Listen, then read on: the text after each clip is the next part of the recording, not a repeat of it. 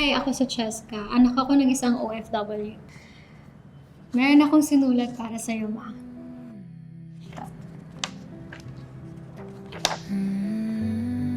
Sabi nila, meron daw multiverse kung saan iba ang reality natin. In another universe, paano kung hindi kita naging mama? Hindi siguro mahirap ang buhay mo ngayon. Siguro may sikat na restaurant ka na sa mga mall, o baka nga sikat na lawyer ka pa.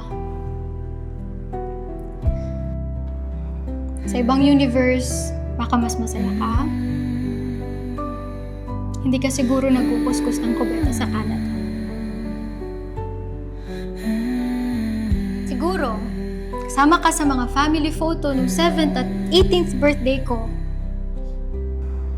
Sa ibang universe, pamilya mo ang kasama mo pag Noche Buena.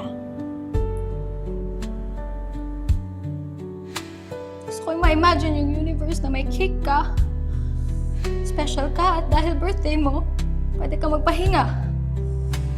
Yung universe na kaming mga totoo mong anak, yung inaalagaan mo. Sorry, Ma, you had to exist in this universe.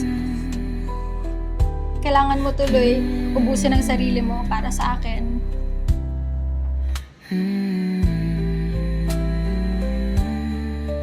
Pero sa lahat ng universe na pwedeng mag-exist, alam kong palagi mo pipiliin na maging anak ako.